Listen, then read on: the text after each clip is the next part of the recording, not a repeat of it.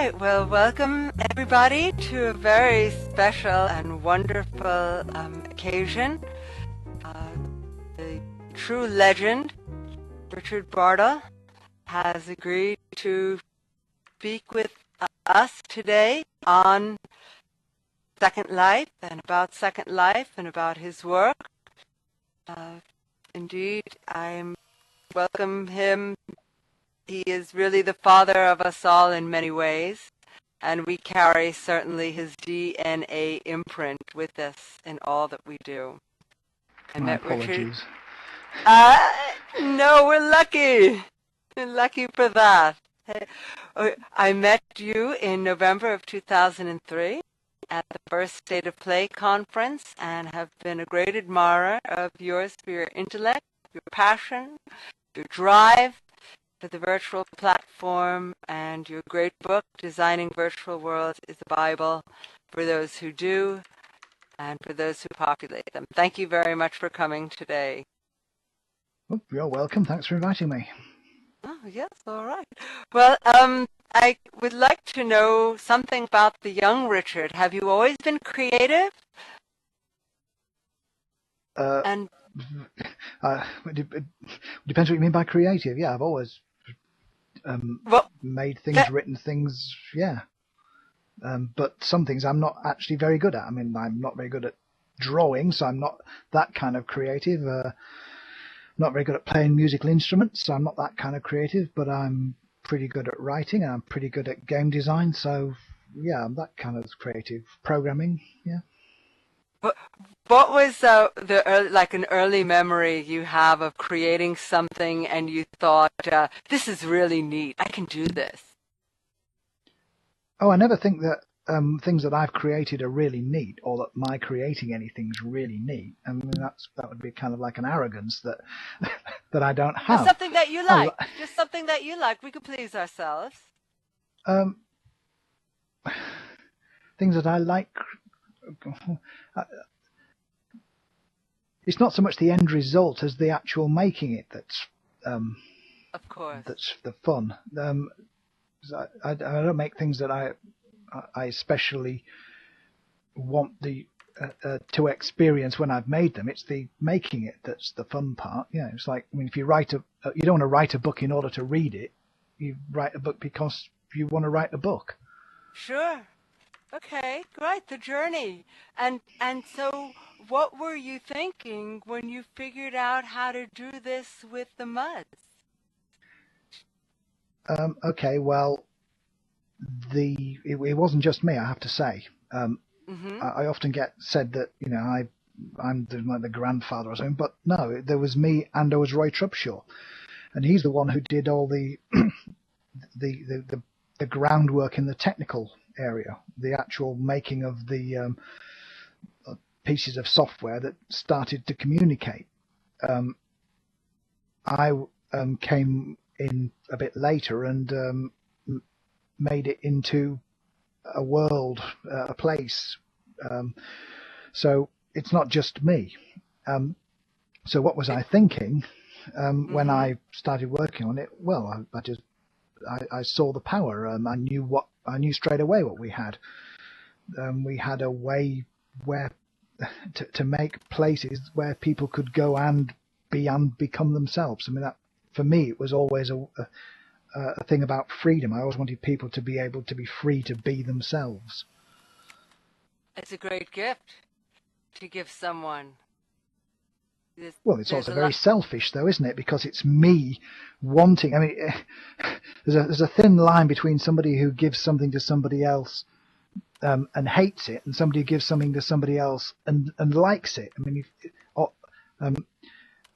in some ways, the person who hates giving to somebody else is actually being more honest because they're doing it for the other person. They're not doing it in order to get some warm, fuzzy feeling inside. Now, I was just trying to make some. I mean, I was kind of raging against the way that the world was, particularly in Britain at the time, and it's now as well, where you're not so much who you are as who other people perceive you to be, and who they perceive you to be is based in a lot on where you come from, what your background is, what your schools you went to, what your accent's like, things like that. And I didn't want any of that. I wanted to be able to be me without having other people coming along and making judgments. And and because I was annoyed at all this, that's why MUDs were always, for me, a thing of freedom. That's why I wanted to make them places where all this could be left behind, go throw it away, ignore it. You know, as little of reality as you need, because the more reality you bring in, the more that you're stuck with the same things that you've got holding you back in reality. People's own limitations are also what hold other people back. In other words, how someone is limited, that's how they perceive you. A lot of constraints are on people make self-imposed constraints, yes. People will not behave in certain ways because they feel that they shouldn't. Social convention or some social norm that is stopping you, then, well, you're perpetuating the change. Sure. Yeah. Sure. Now, obviously, if you come in and start doing things that annoy other people within a world, then, well, there are new social constraints and new boundaries that you shouldn't cross. But these are things that you can learn without having all the baggage that you've had to bring with you from reality. And in fact, in a text-based world, no one can even hear your voice. Well, back then, yes. Back then they couldn't hear your voice. They couldn't. Some of the text-based worlds. Classify you just on that. Yeah, we wouldn't have even had gender in MUD if it hadn't been for the way that the English language demanded it. It was a place where if you wanted to be a pirate, then you just walked around acting like a pirate. It wasn't as if you had to come in and select some pirate off the shelf or something. You could be what you wanted to be.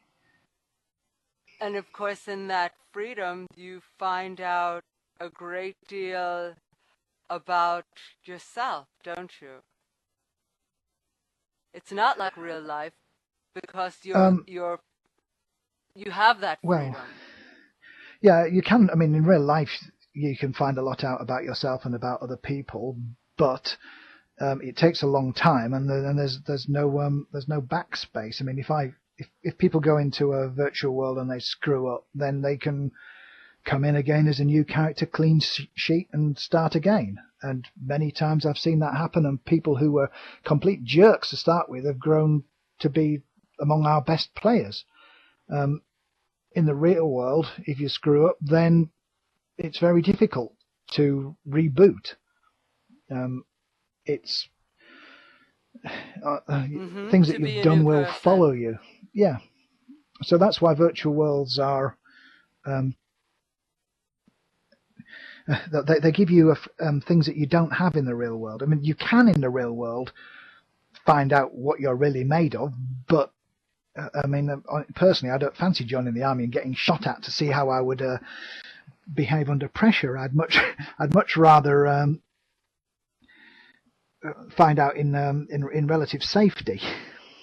Mm-hmm. And you are in a safe space. You know, within that virtual world or virtual environment, you have created a place of safety from which you can experiment out. Yes, although, I mean, because it's actually the fact that these virtual worlds are virtual doesn't mean that there isn't a reality to them. They are part of the real world. What happens is people have a conceit, a belief that they wish to the reward is to force themselves to believe that it's separate, because in so doing they get these extra benefits. However, because it is a real world thing, then there are things you can do in there which could affect people in real life, which could really hurt people in real life, which could do all sorts of things. I mean, if I were to put some kind of highly addictive slot machine in the game and get you highly addicted to my slot machine, then that's just as bad as if I'd done it in real life. Or just as good if you're one of the people who likes addicting people to slot machines. But you get the idea that there are things just... it's being virtual doesn't mean it's guaranteed safe, because it's it's a consensual illusion that it's a separate world. I certainly wouldn't say that there was no dangers here. Like, I mean, if children came into some virtual world and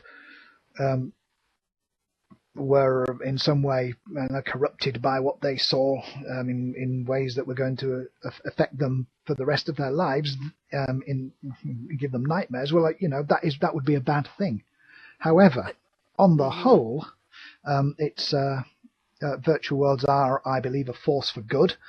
I believe that very strongly, and they allow you to freedoms you just don't have. Sure, and it's remarkable when people talk about that they're surprised that they're so affected, or surprised that they're so vulnerable. I think in some ways people are more vulnerable in a virtual world because you don't have all the other senses that you have usually. What do you think about that? Do you think we're more or less vulnerable virtually to each other? At the moment, well, it depends how long they've been playing, really. I mean, if you've been in a virtual world for 10 years, then no, you aren't really vulnerable at all, because you know how things are. It's just if you're new to a virtual world, and this is something which will disappear over the next, the coming decades, because right now there are children getting into virtual worlds which are very simple. They're cozy, a bit more protected, but they enable the children to get a grasp of what these things are like, so that when they do come into a fully fledged, no holds barred one, then they're not going to be quite as phased as somebody who thinks it's kind of a television show or something. People who think there are protections there and monitors there that there aren't. So it's just a transitional phase at the moment, as I see it. And it's almost like, is there a training ground for the training ground, in a sense, something that you... Well, real life's the training ground, isn't it? Oh, there you go. And it is, you put a lot into a virtual world, but then you also take quite a bit out as well. Did you perceive how people would use this invention that you created in the future? Were you thinking it forward? I'm sure you were. Oh yeah, of course. I mean, this is nowhere near as far as I was hoping we would have got by now. Really? Yeah. There's so much more you could do with virtual worlds. There's still a lot of reality intruding, which holds things back. There are still people who are who are in virtual worlds without really understanding the power of the medium.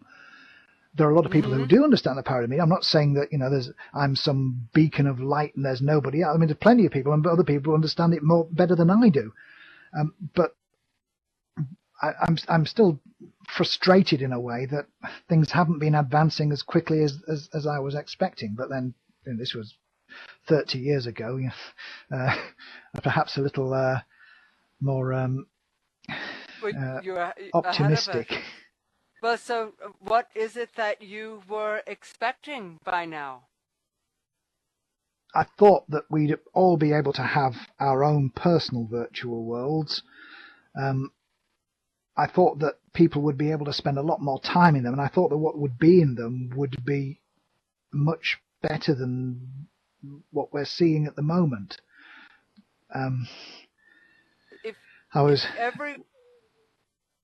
Sorry. I just want to ask this question. If everybody has their own personal virtual world, how do you get other people to come to it? In a sense, it's like, if everybody has their own, how do you get people to visit each other's? Would it Well, all? everybody's got their own house, haven't they, in the real world? I mean, when I'm All saying right, everybody, all I'm right. just talking about the majority of people in the Western world. Obviously, people living in slums in India aren't really ever going to have their own virtual world right now. But Not right this second, anyway. no, but no. If if everybody had their own virtual world, it'd be, yeah, everyone has their own house, everybody has their own web page, or social website nowadays. I mean, people, but it should be that people can have their own place where they can go and where they can be themselves with other people who exist primarily in that virtual space where other people can tune out of their real lives and go in. Now, how do they communicate with each other?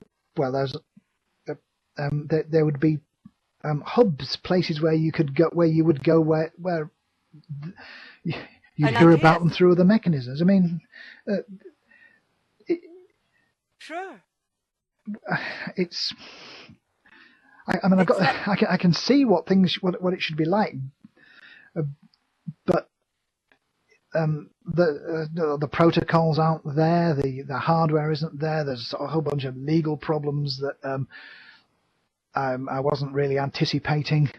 There's so many things that are blocking it. We will eventually all be able to have our own virtual worlds, and there may be parts of other worlds. They may be linked together through hyperlinks. Who knows? Who cares? Just so long as we can, we've got a place where we can go, where we can be us. And where you can, as you say, visit other people. I'm reminded, like, sometimes you go to somebody's house and you'll see something they have, and you'll say, "Oh, that's marvelous. I'd like that." And so you can start to incorporate other things that people have. Well, if you're a kind of possession person, then yeah, I suppose you might. On the other hand, if you want conversation, or if you want some experience, a play or something, then those things should be available. But if you want to know something, if you want to explain something, then it should be possible. You shouldn't have to. I mean, if I want something, why should I go to somebody's house and say, "Oh yeah, that's nice, I'll have it"? On the other hand, I should be able to say, "Okay, I fancy a model pagoda. I want a model pagoda here, and I want it to be 9 stories high. I want it to be hexagonal. No, make it heptagonal. I don't want the windows like that. I should be able to describe this thing." Now, I wasn't expecting to see that roundabout now. That's, I'll be dead when that happens. But no, if you want things virtually, there's no reason why you can't just have them. It's just a question of the tools. Well, that's something that you could have actually in Second Life. Your own pagoda. So in Second Life, I could have a TARDIS, could I? You could have a what? TARDIS, a machine, a room that's bigger inside than it is outside. Yes, you could. You could have any, more or less any. Yeah, kind but it isn't actually a TARDIS, though, is it? No, because it's a fake. What you go in and it teleports you somewhere else, and we walk out, it teleports you back. It's not actually a space. The thing about the way virtual worlds are at the moment is that they're based a lot on real world physics. Yes, I was just going to point that out. In part, that's because we've got millions of years worth of evolution behind us, which means that we're very, very good at interpreting visual scenes without having to think about them. So it makes an environment more persuasive if it looks kind of real. But on the other hand, we don't actually need the physical reality there once we understand that. So here we are in a room with a roof. Yeah, well, you probably do because you get motion sickness otherwise because of the way you're hardwired. But you don't need to have things to stop you falling out. You don't need roof. On here. We don't need a floor. We don't need any of these things that we've got here. We don't actually need them. Well, this room's laid out like a studio. People are sitting there. Those are visual Yes, cues, the seats, so that people know where to sit. But they don't exactly. actually have to sit there. It doesn't have to be a seat. It could be anything. At the moment, we're still kind of tied into reproducing aspects of the real world in the virtual Yes, world. yes, Now, because we have people comfort are there. starting to move beyond that. People are starting to create things in the virtual world which there aren't in the real world and never could be in the real world. But we're still nailed down by the fact the virtual world is it's a 3D space based in real world physics, and that is a limitation on what could be created here. Now, it might be that that's not a great limitation, and if we removed it, we wouldn't get marvelous things anyway. I'm just saying that it is a limitation. Oh, once again, we're limiting ourselves. And sometimes we limit ourselves just as we do in any world because of culture or because of comfort or because of familiarity. Yeah, yes, but in time, that these kind of limitations won't be as necessary as they are at the moment, because at the Do you think moment we're still moving in to do you virtual think worlds. do you think then we are evolving in some sense, that our understanding of virtual worlds helps us take the next step? Like I guess the analogy would be a child walks and then runs. Do you see something like that? People are right now doing amazing things in virtual worlds, and Mm-hmm. some places are the whole world is a giant experimental testbed. For others, it's particular parts of the world. Now, Second Life's got lots of individual creators. Some of them group together to create small areas or so on. On the other side of the fence, to the games world, you've got large-scale, organized, well-financed bodies creating entire worlds that say something. Now, Sure. both of these are pushing the boundaries of what virtual worlds are and what they mean, and what you can do with them. And some things are going to fail, and some things are going to work. And over time, the boundaries will be pushed. Things will be different. We'll be able to see things that we've never seen in real life, nor could we. We'll be able to do things which we enjoy doing, but which we couldn't have ever done in the real world, or maybe we could have done if we were immensely rich. There are Right. yeah, I mean, Things, yeah, that you can do here and create here that you can't in the real world. So it gives you the freedom to experiment and to yeah, build something new and unique. yeah. Is Well, yes. I mean, I'm not advocating anarchy, because if you remove all boundaries, yes, if you've got complete freedom, then you just get white noise. I mean, you don't get anything. sure. I When don't think, people are yeah, pushing things, they're pushing it in a structured way, and the structured way is based on their own articulation of their own artistic desires, what they're trying to say. And because that's happening now, the people who are saying it now have got a voice which people 50 years from now won't have, because it's already been said. So a lot of what's happening at the moment is mm-hmm. defining what's going to happen in the future. It's setting the norms of the future culture. And To this is build, quite an exciting thing. right, to build on us being out of convention. You know, we have to bring in convention in order to have familiarity.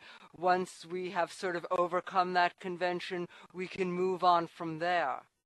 And Yes, so, but there will always be reinventions, because yes, once Second Life settles down and it's got its own power structure, and there's its own political state system and ways that people can change the system and have a voice and so on, somebody else who comes to it late and doesn't have a voice, can't get into the property market, can't build things, they will go off and reinvent something else. It might yes, be within Second Life, it might be without Second Life, but it's a generational thing. The people who are working today on graphical virtual worlds are often dismissive of the textual worlds because they were before their time. They never played them. They never understood them. But they themselves will be surpassed by the next generation, whatever it is, whether it's 3D graphics, whether it's some kind of haptic devices. Who knows? There's always some other way that people who come to things late, who want to express themselves, well, now they've got a way of doing it. Now they can create their own virtual worlds, their own spaces, their own tools for making worlds, and say things. Say that, be themselves, make their own points, dismiss what the previous generations will have created as an edifice which suits them but doesn't suit their children or their grandchildren, whoever. No, well, just as rock and roll had to grow out of jazz. You know, you have progressions. Well, out of the blues. Yeah, well, there's... let's see. People who watch... I mean, the latest movies that are coming out are 3D. Last time 3D was tried, it didn't really work. It interfered with the hardware, the visual cortex. It didn't work how it was supposed to do, and people didn't like it. But now we're getting this 3D, and it'll probably, at some point, it's going to get some traction. At some point, 3D will be the movies you see. But that doesn't mean that all the work done on 2D movies was bad, in the same way that all the work done on black and white movies was bad, right, in the exactly. same way that all the work done on silent movies was bad. Right. Conventions that were established in silent movies are still part of the vocabulary of film today. Now, there are some new conventions, and some of the old conventions are no longer used. I mean, if you see a cut in a movie, you know what it means, but it means what it means because it was established in the silent movie days. If you see an interstitial board saying later that same day, then that means they're actually appropriating something from a silent movie era in order to make a knowing aside to you. I mean, they don't actually need a sign to say later that same day. But if they do it like that, then they're actually making a reference back to the old days. Now, in virtual worlds, yeah, at the moment we've got all these graphical ones, but a lot of what's in them is still there from the textual days. To me, Second Life is very much like Lambda-Moo was. It's got a lot of pictures, but the basic reason for people being there is the same as the reason for people being in Lambda-Moo, which was like in 1990. Yeah. And the same reason that people like to go to the movies, or what makes a great movie, is plot and character, and the ability for people to find meaning in that what they're watching. Yeah, and explosions. You don't forget the explosions.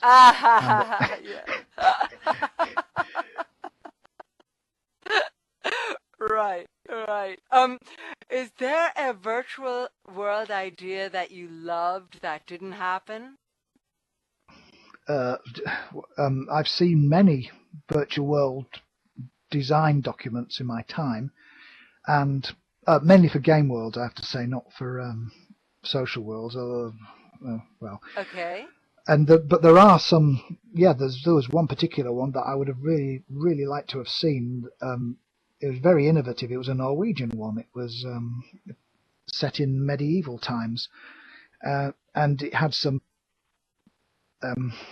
unusual characteristics, and it made some points which don't sit very easily alongside current virtual worlds, which is kind of what I liked about it, because it would have caused people to think, and that might have caused them to respond, and then we might have got some movement. But they ran out of, well, it wasn't so much they ran out of funding, the funding that they had they weren't able to get any more. So they're able to do a lot of the work. But no, I mean, for example, here's something which would raise eyebrows among games players. Right. This is set in medieval times, and Right. there's two basic threads to the world. There's the achiever style thread to the world, and then there's a social style thread to the world.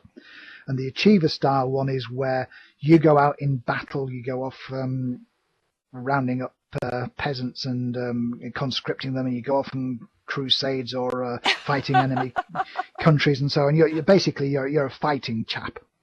Okay. The social side was that you are managing an estate. You are in charge of the castle. You're the one who sets the taxes. You're the one who says what the various workers are going to be doing. You're the one who donates money to villages. You're the one who builds the extras on the castles and so on. The two threads. Now, this was set in medieval times. Now, what it did was it said, if you're a male character, you are in the achiever. If you are a female character, you are in the social one. There are no male characters who stay around at home and look after the buildings. There are no female characters who go out there and fight battles. Now that's suddenly different. That's not what a normal virtual world is like. Normal virtual world, men and women are cosmetically different, and that's it. But this one here actually had a functional difference. They were like different character classes, which I thought, now that's not something that you would normally see in a virtual world. No, of and course yet not. If you're talking about a medieval period, it's actually a bit more lifelike. The only, I mean, if you think of what medieval warrior women were there, yeah, you get Joan of Arc, and well, that's it. We get one Joan of Arc.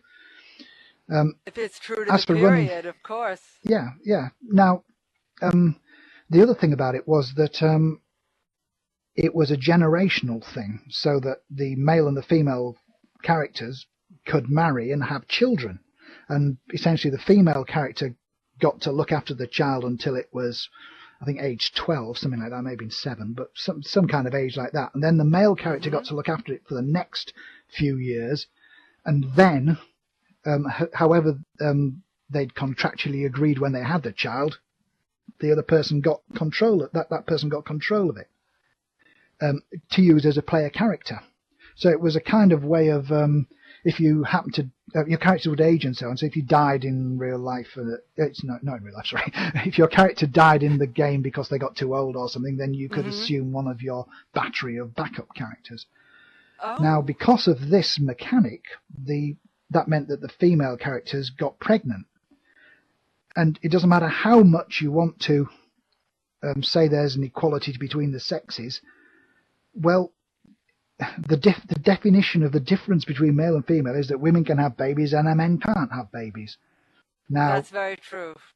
Well, just a fact of it's not life. entirely true. I mean, there are some women who can't have babies because right. They're infertile and so on. But on the whole, women are the ones who have the babies, and men never have babies, not unless they're ex-women.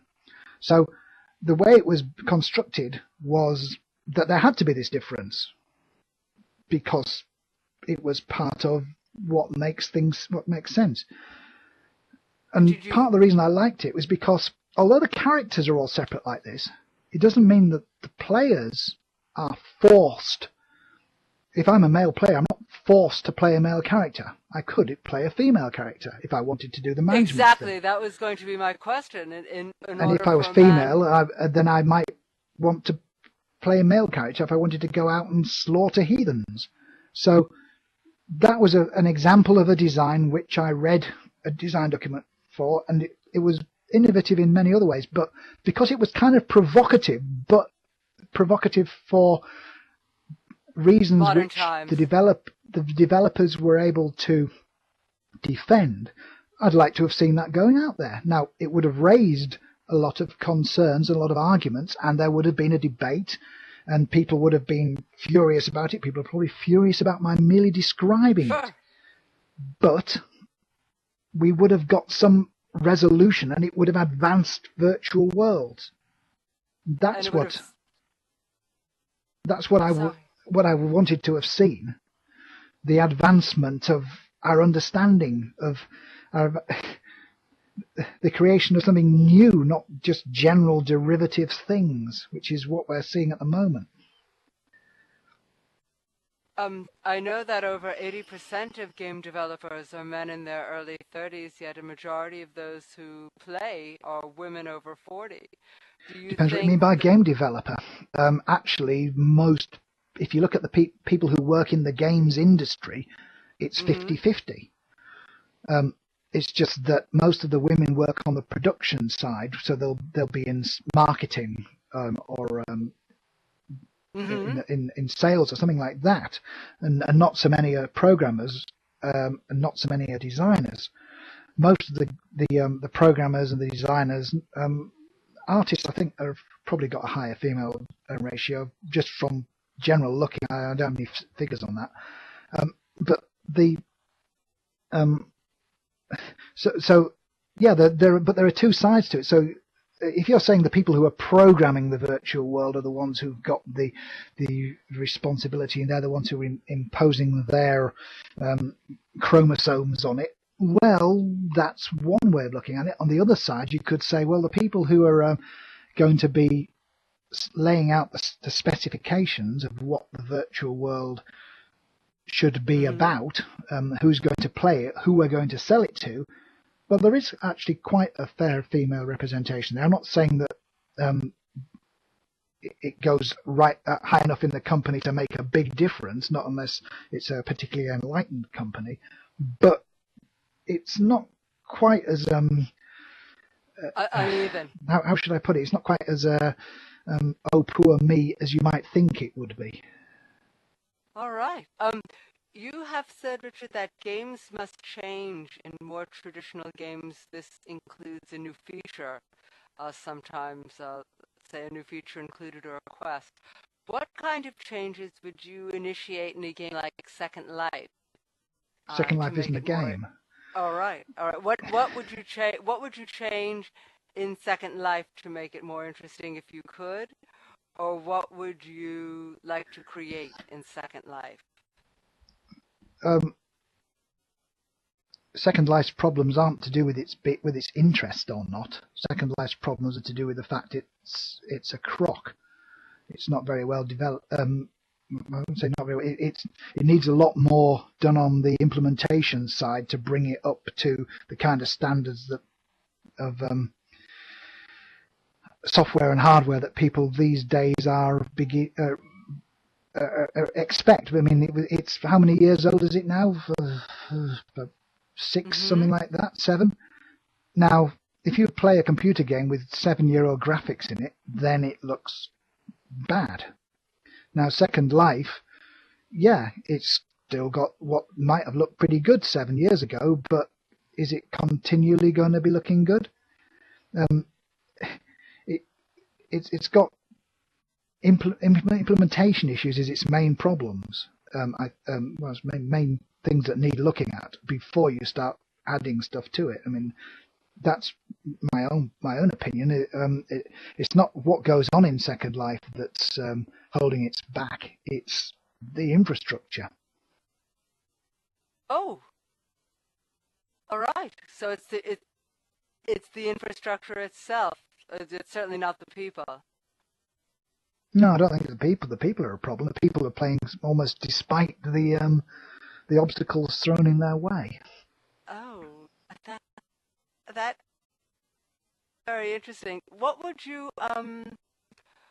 like to see traded for value in a virtual world if there could be something traded other than, let's say, money? I don't really know what you're asking. If there was something that, let's say, would be rewarded, there is some kind of rewards in a virtual world that could be given out. Do you think there would be something other than money that would be beneficial for that? Or given out by whom? Or given out, well, given out by the other residents, recognized, something like that? Well, Well, that would be something for the residents themselves to decide what was important, wouldn't it? What they want. It's their community. It's not for me to impose my vision of what would be good on the residents. If the residents all think that dancing spiders are the bee's knees, well, okay, give a dancing spider. It's not. I don't. All right. What I want is for people to be freed by these things, and me coming along and saying, I think you should all give out birthday cards and 3D printable 3D models of your own characters. Those are ideas, but they're not things that I myself have really any right to Sure. to poke at people. It's not going to contribute to your freedom or your sense of accomplishment to have some kind of pecking order or some kind of system of rewards like that. Well, it might do, but it depends on the individual community, individual society, the groups, as to what is important for them. If they're really motivated by money, or if they want to trade with other groups who have got different interests and they need some kind of currency, well, that's how trade works. I've got the fruit, you've got the metal ore, and I'll give you a certain amount of fruit for your metal ore. Okay, to make the world that you live in. Yeah, I mean, if you happen to really like hoochie hair and somebody else happens really to like scripting things, then you say, okay, I'll give you a bunch of these things here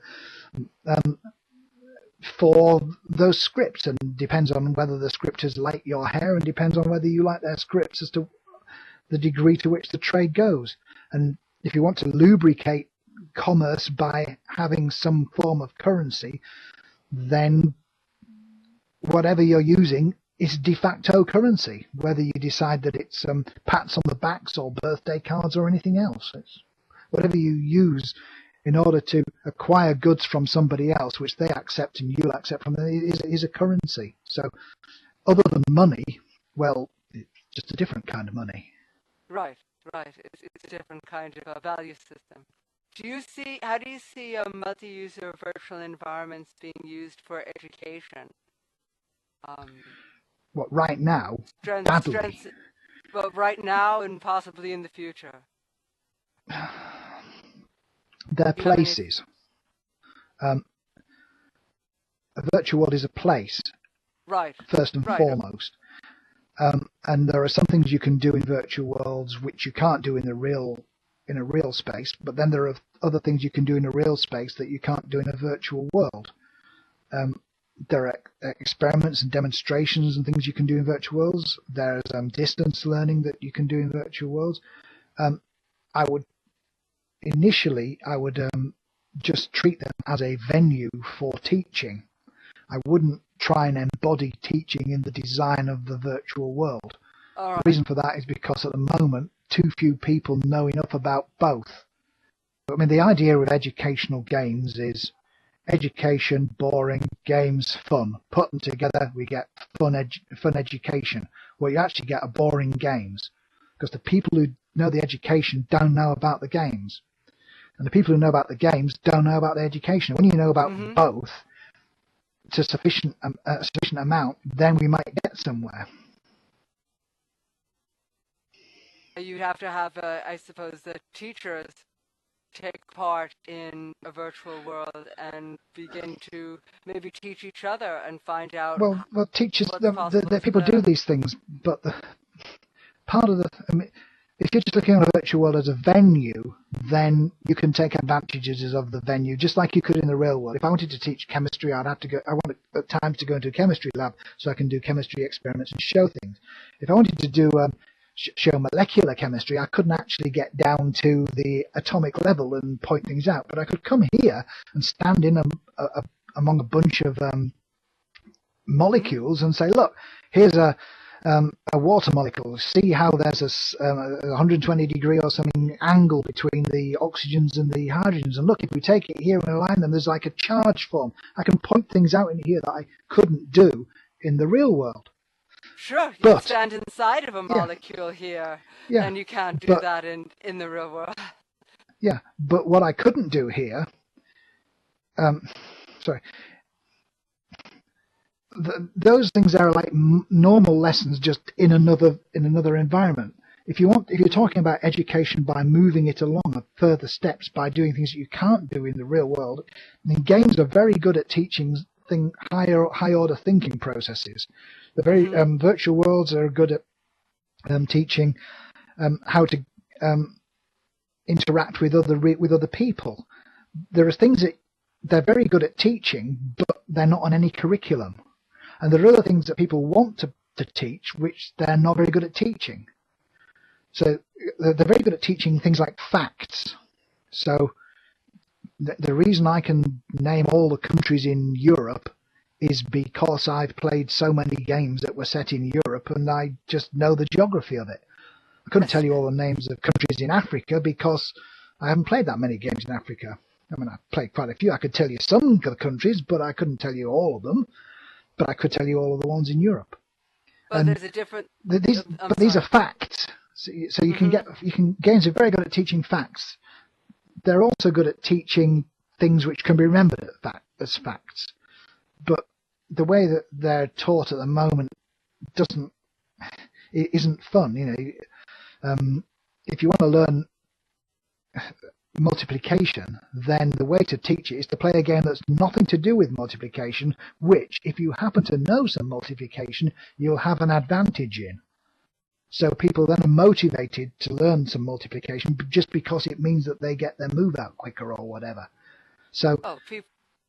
but that's again, it's teaching facts.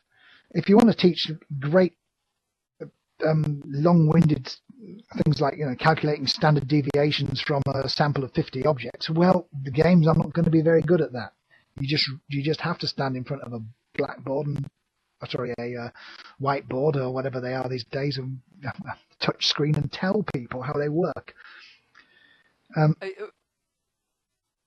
yeah. Getting people. Now, yeah. Sorry. The other problem that with games and virtual spaces have is that what they're good at teaching isn't currently necessarily assessed by teaching boards. So you might be able to teach wonderful things in a virtual world, but if there's no way of assessing it, if there's no way of marking it and making sure that progress is being made, then quality assurance metrics aren't going to fire up and people aren't going to be able to pass. When I see virtual worlds as a great potential places for education, but at the moment, the real world is it's got too many anchors holding it back. I mean, it'll change, but not yet. It's, I guess, depends on the skill set, as you said, that is to be learned, and then, of course, how it can be evaluated. Yeah, people That's want outputs. Um, it's no you can be the best teacher in the world, but unless the outputs are there, so they can go into the necessarily government forms or whatever, just so that people can monitor what's going on, then it doesn't matter how good you are because there's no evidence of it except in the minds of the children who are going to remember you forever. I mean, everybody remembers their best teachers. sure. And why was it their best teacher? Uh, Hmm. it could because they're the one that made them think, or there's the one that sparked the interest, who Whatever, sparked yes. I something. mean, yeah, people remember their best teachers, but those best teachers don't necessarily show up as being best teachers in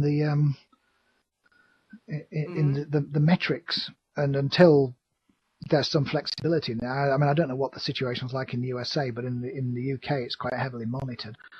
Until we've got these the flexibility, then virtual worlds are being held back. But in a sense, yes, of course, for conventional education, but in another sense, you, as you pointed out, can learn so much in a virtual world because of the freedom that it does afford you. You can, yes, And yeah, yeah. but this is there's a difference between learning and teaching. You can learn things in a Mm-hmm. virtual world, Sure. but it's the teaching that yeah, what you Yeah. learn. Some people it isn't necessarily what people want to teach. Ah, yes, interesting. Yeah. Um, I'd like to ask you the strengths of Second Life and the weaknesses of Second Life as you see them. Um, well, strengths the population. The fact it's still around is Mm-hmm. a great strength. I don't think that players necessarily appreciate that. Um, the weakness is, well, just the implementation. I'm not blaming. I'm not saying it's badly programmed or anything. I'm just saying that the design kind of evolved, and it's more like a prototype that went into production, whereas not what you should do when you've got a prototype that's um, demonstrates the principles is rewrite from scratch. So it's got some implementation issues. Um, it's also a problem it's got is its newbie experience. I think that's probably improving, but for many years that was what stopped people from playing. Mm-hmm. Uh, at the moment, I don't see its competition necessarily um, as a problem. Um, I Mm-hmm. I was trying to think the best way to put it. Um, what's holding it? It it's aging, and things need to. It needs to catch up. It needs to move because at the moment its competition isn't affecting it because there's so much investment in it. People have got Right, created right. so many things in here Sure.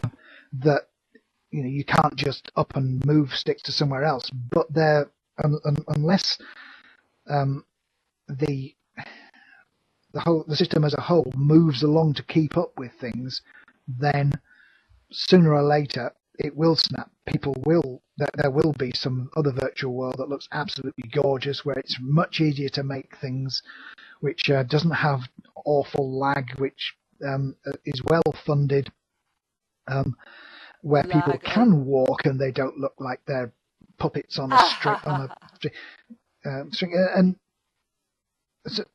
that's the danger that Second Life faces. It'll be left as a kind of a place for people who got in there first, but it could be overtaken by events. And Oh, that's what I would be worried about if I were Second Life. that's what you would be putting into effect. That's great. Yeah. Uh, yeah. Well, Oh, do I you? wouldn't say it's great. I'd just say Yeah. Well, it's, I'm sure that Linden Labs are well aware of this. I mean, they're some of the idealism that they had originally is now being replaced with idealism tinted pragmatism, and many of the things which people have always known are wrong and been moaning about are now being addressed. Obviously, the one thing which is annoying you, the listener, the most isn't being addressed, but other things are. uh, maybe it's very hard for them to do it, and so they Well, don't. it is hard for them to do it, but if they don't do it, then we'll end up with a Second Life with a lot of creativity and things in there that's been left behind. Kind of like there.com. The people who are in Yes. there.com haven't left because of the people who are in there and who of all the things that they've made that in there, but the new players aren't going there. They're coming at the moment. They're coming to Second Life. They may be going off to somewhere else. They tried Google Lively. They didn't like that. They go off to this new Sony world, but whether they stay or not, I don't know. Second Life at the moment's got a lot more functionality to it, but it's in need of an updating of its tools in particular, and it's well, the interface is a bit better than it used to be, but still, if I want to do something, yeah, I'm looking at all these buttons thinking, I know one of those is going to be the one that's going to show me it, but which one? I don't know. Blue Mars, Meta Place. What do you think of What do I think of what? Of the what do you world? think There's of some of Blue them Mars? are Blue Mars. God knows. I mean, I never looked at Blue Mars. Never even knew there was something called Blue Mars. Shows you how up to date I am. I know about Meta Place, which isn't attempting to be a Second Life. Right. It's for making your own individual worlds, not for making your own component of a large shared world like Second Life is. But there are plenty of Second Life wannabes out there. Some of them are well funded. Some of them might supersede Second Life in other territories, Hype High in China, things like that. But there's so much going on that none of us are aware of in other places. There might very well now be somebody sitting around playing the world that's going to supersede Second Life. For all we know, it's been done at Linden Labs. It could be anything. But again, it could be that Second Life itself is going to adapt and keep ahead of the game. And it just might. It certainly has moved from where it was 2 years ago, and what they've been able to do for new people is moved along a bit. Not the walk, of course, but yeah, the walk of shame. Yes. I am going to ask. I mean, I could talk to you all afternoon, and hopefully that will happen. But there are a few questions from the audience, and I'll just say the couple. Please type out your questions if you have them. But I know that there was one from Chimera, and she asked how much time you've spent in Second Life. Was that no idea lately or in general?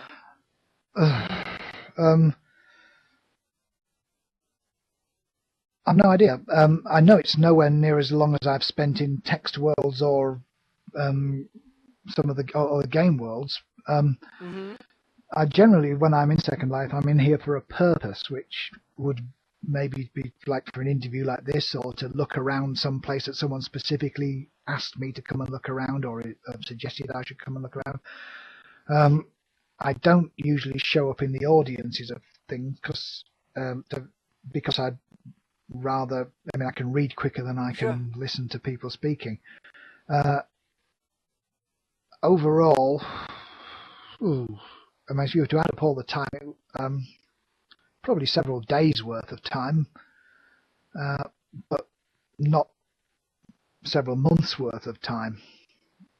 I mean, if there's somewhere here I can click on which will tell you how long I've how many hours? That would be interesting. I mean, they've got that in things like World of Warcraft. I can type /played and it'll say 70 days or something. For here, I don't know if there is one. I mean, there maybe is. I know there's something which tells you. There's a rendering cost. There's how much server capacity you're taking up. Oh, well, that won't be much because I'm actually making much of a drain on server capacity at all. I think this particular my profile's been around since 2005, according to this, although it is actually older, I think. There was some kind of database catastrophe and they had to recreate it. So I think it's actually older than 2005. It probably goes back to 2004, 3, something like that. But yeah, that doesn't show. The only reason you'd know that it was that my character was unusual is because it's got my own name above it. That's right. Yeah. And a good name it is too. Is there any metrics it works for me. Yeah. A good thing that. Is there any metric that you wish that Linden Lab would make available?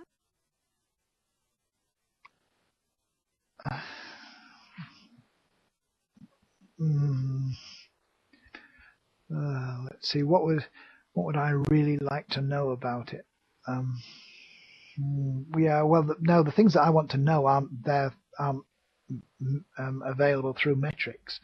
I want to know what good stuff there is. What if they're going to be that will surprise me?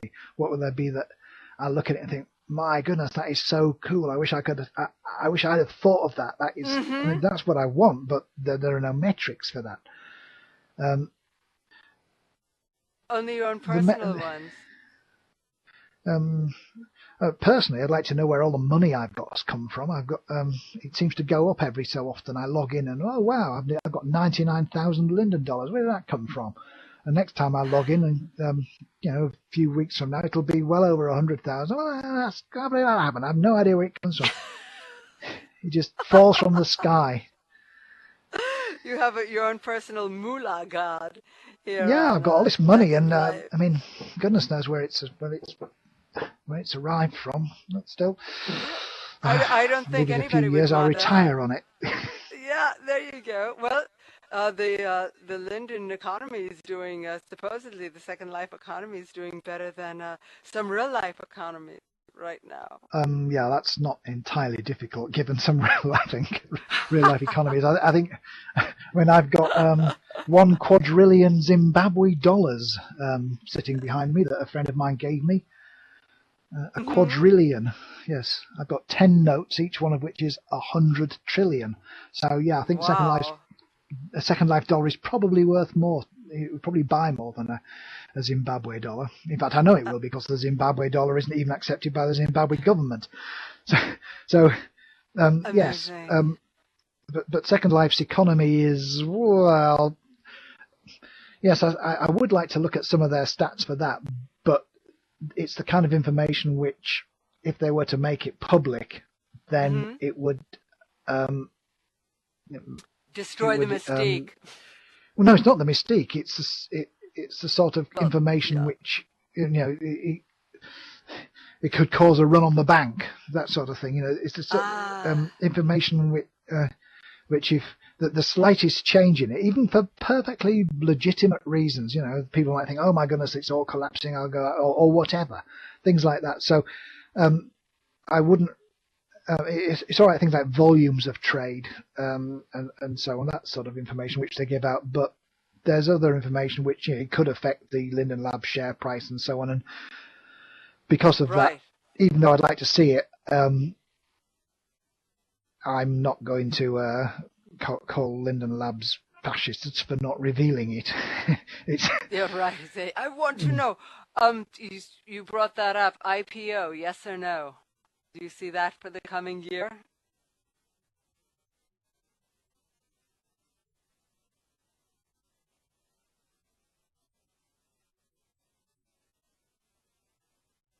With a success.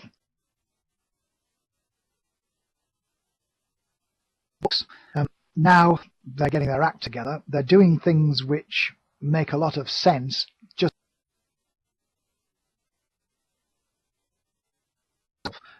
as a side effect of that, it makes it more attractive to potential buyers. Yes. So perhaps initial public offering. Yeah. I'm sure that the people who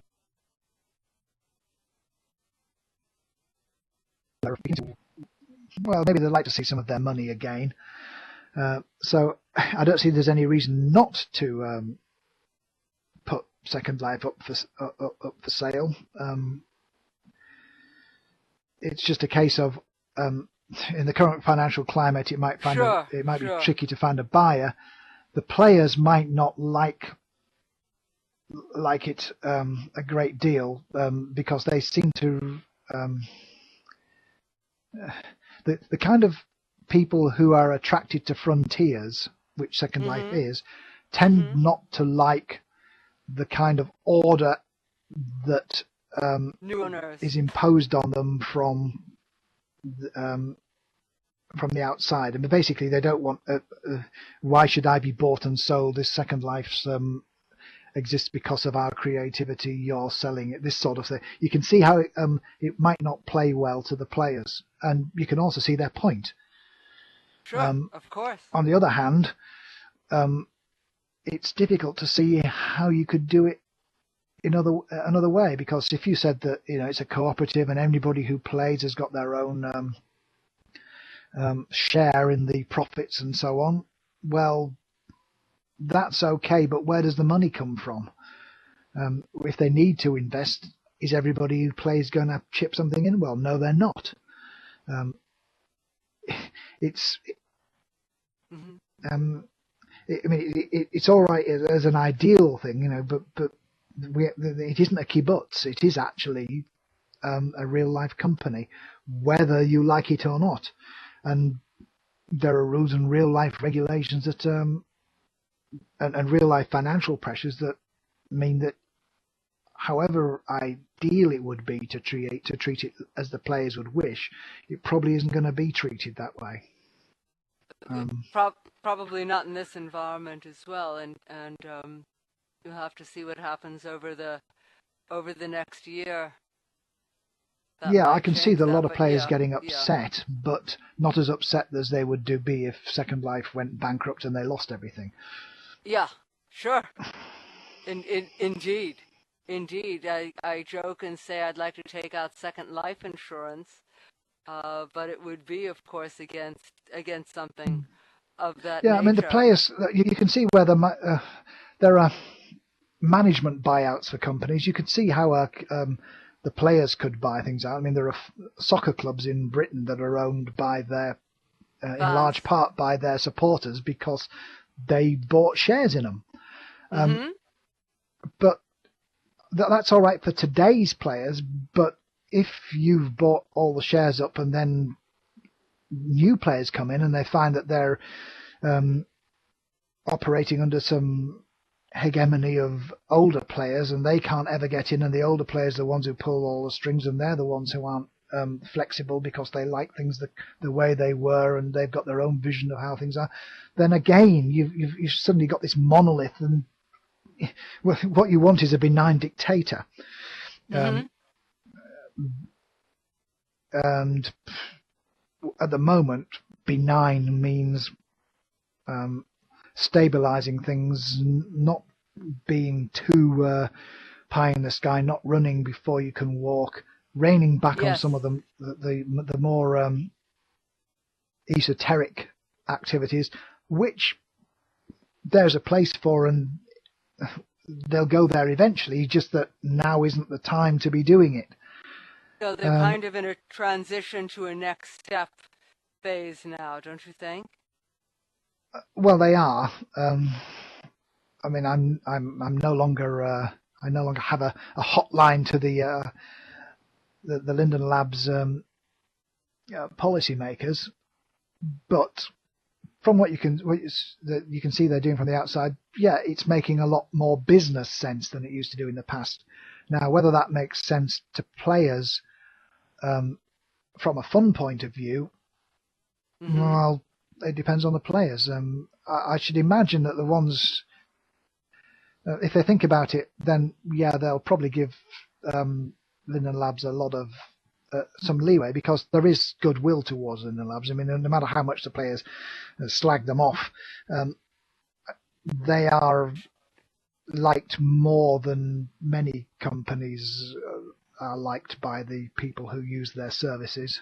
So I think and people like to complain, let's face it. Yeah, they'll always find something to complain about. Yeah, do you, I'm going to take a question from someone in the audience, Chantal Harvey. She said, what do you personally think about role play, and do you believe that the traditional roles for males and females are as strong in Second Life? A question about gender. There are many kinds of role play. Role play is being somebody else in order that you can understand more about yourself, or gain benefits for yourself that you wouldn't have got if you didn't role play. I mean, an actor on a stage is being somebody else in order to understand their own position. Hold on, I've got to put the light on here. It's got dark. Just a moment. Okay. I know you spoke a bit about that before in the other Sorry about that. I side. had to take my headphones off for a while just so I could reach the switch. All right. It has actually got dark here. I believe that role play is a powerful thing, and everybody who's in a virtual world is predisposed to role play. Now, I'm not role playing at the moment myself. The reason I'm not is because I'm here as me. That's why I've got my own name above me, and why I haven't made any attempt to customize this avatar, because I'm here as me. And if I were to attempt to customize it, then I would be changing myself into somebody else. I would be role playing. But by not making any change to my avatar or anything, it's to say, look, you've got me here, so this is how you know it's me. That's now an there amazing are different concept. Well, being yourself isn't really an amazing concept, I don't think. But well, that you've decided not to augment yourself in any way, like some people say. I've just come in as the I've just come in as the default. I mean, I might have done something like change the thickness of the sandal shoes or something like that, just because I was playing with the character generation system just to see what its extent was, but I went back to default afterwards. I mean, ideally, I would just be the text, but that isn't an option here. So, okay, well, if I just go with the make no change, yeah, okay, so I look like Philip Rosedale, but hey, I can't help what that is. If I start trying to customize it so that I look like me in real life, well, all I look like is a simulacrum of me, not actually me. At least this way here, it's clear that this is a blank slate upon which the real me is able to impose itself. Anyway, sorry, the question was about role-playing. There are many different kinds of role-play. Everybody, in a sense here, is role-playing, even when they've got their own real names, even when they've got their own real faces, because it's a virtual space and it allows you to do things that you can't do in the real world. Now, some people role play particular roles of a particular kind, which they do so consciously and deliberately. So yeah, you might be a virtual actor in a virtual play. You might be somebody who's pretending to be some Star Wars character. And that kind of role playing, again, it's a way that you can get some benefit through pretending to be somebody other than you. Maybe because you feel part of a community, maybe because it turns you on, maybe because it enables you to break boundaries that you can't feel you can break as yourself, so you want to break them as another way. You know, it's like a mask. Now, in terms of gender, the role-playing of gender, which was the question. Second Life's, it's got a larger female population as a percentage of the overall population than most virtual worlds. If you see somebody who's female, there's actually a pretty good chance they are in real life female. Now, you notice that I say it that way around, rather than if you see somebody who's male, there's actually a pretty good chance that they're male. That's just because of the way that real world demographics have played into these things. Now, my own view on the meaning of genders, well, yeah, it's socially constructed. And part of the reason that in Mud I didn't want gender is because I didn't want that social construction to be brought in here, into the game. Now, with Second Life, you don't just have the male female switch. You've got the looks as well. You actually look male or you look female, or if you really want to look like a pair of twins, or if you really want to look like some inanimate object, or if you want to look androgynous, whatever, you can do. Sure. But you're not offered that option when you join. You're asked, what kind of avatar do you want, male or female? And then you get to play around with them, decide exactly how tall you want to be, exactly how large you want your anatomy to be, and you make all these decisions, and that's pulling in real world things. Now, yes, you've got an idealized version of yourself, but again, you have to apply real world social constructions to give meaning to what you're seeing, and we should be beyond that, but no, we aren't beyond that. And will we ever be beyond that? Well, I'd like to hope we would be sometime, but I don't really hold out a lot of hope. Well, it's something that I played the very first cross-gender character in an MMO myself, in order to show that role-playing was allowed, in order to give permission to the other players to role-play, because when people started playing Mud, they went in there and they didn't know that it was okay not to be themselves. So they went in, they gave themselves their real name, they tried to act in their real person in the game, and I was saying, no, you're not supposed, you don't have to do that. Look, you can do this. And I created actually it was rather, I'm actually all that proud of the way I did it, but I created a female character, really just to say, look, this is what you can do. This character here, Polly, her name was. I still use Polly as a name for my avatars to this day. That's me, but it's not me, because look, here's me, Richard, but I got a character here called Polly, and Polly's female. And look, she can talk to you, and look, she can say things. Look, I'll make her giggle. Ha ha ha. And people, from seeing role-playing being done, then went on to do their own role-playing. Now, they didn't do it by crossing gender. Well, some of them did. Right. But sure. But they were motivated. They once they'd seen it in action, they could see what you could do. And so, then they would go in and they'd be more gregarious or sneaky, or they'd try different things that they wouldn't do, and because they now had permission to try to be somebody else. Just because I'd given them an obvious, this isn't me, but it is me. This is a facet of me, which is me in a different mask. But through being a different mask, it enabled, not me personally, because I already knew about role playing, but it enabled the other people to see what was happening.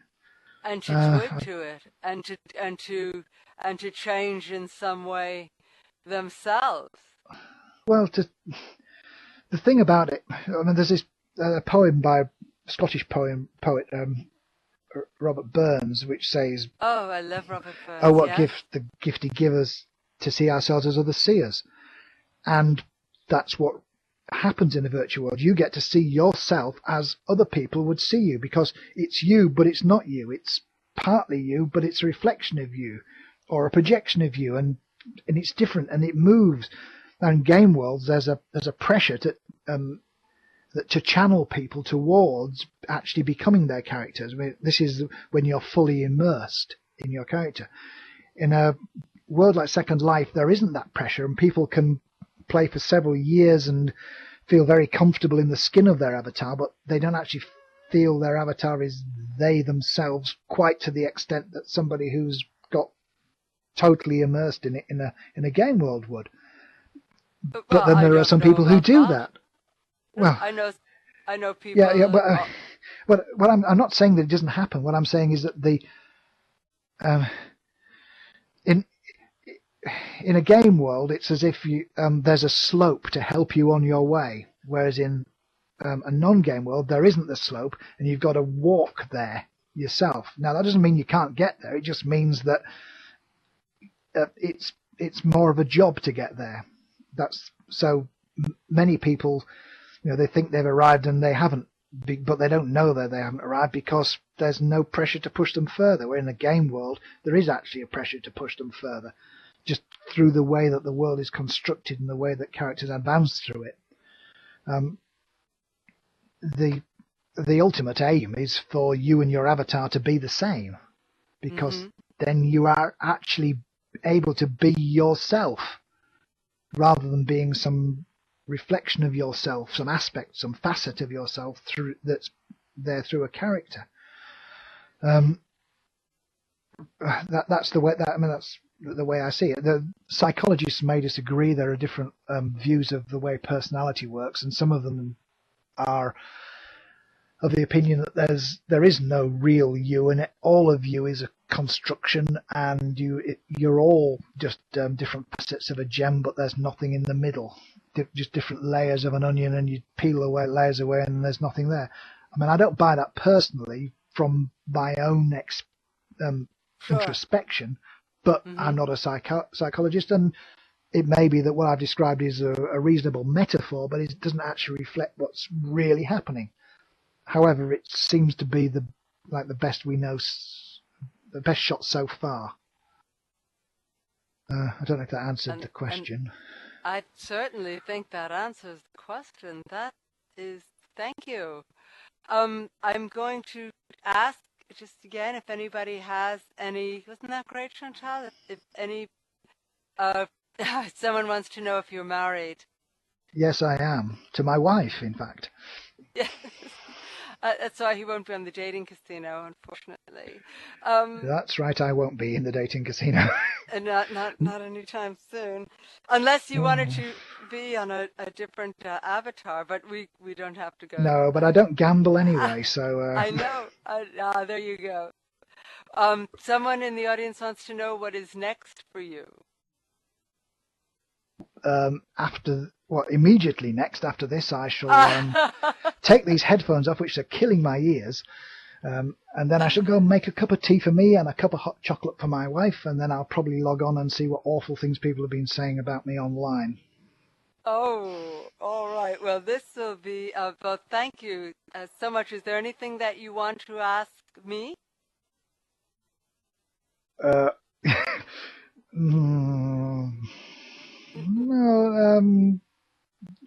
No. I mean, I'd like to thank everybody for showing up and listening to me ramble on about things. It's very kind of you. I don't know how many of you are actually AFK, or how many of you are robots planted by Pooky to make it look like the place is busy. But thanks for showing up. It's a pleasure. I'm sorry I couldn't answer all your questions that are. I know. I have at least 15 more, at least. But we'll take this up at another time. If people want to, they can always email me. All right. If they really particularly want to take me to task over something I've said, or whatever, my email's richard@mud.co.uk, so they can get me there. And just thank you. I'll certainly type that out afterwards. Thank you. Yeah, or probably send me a mail in Second Life and it'll find its way to me somehow. Yeah, that's the one. It's just been great, and I really, really thank you for being here, and have a wonderful evening. And we will see you. Hopefully, we'll see you soon. Okay. Well, thanks very much. I might have better stand up, or I will be sitting in this chair next time I play the game. Play the game.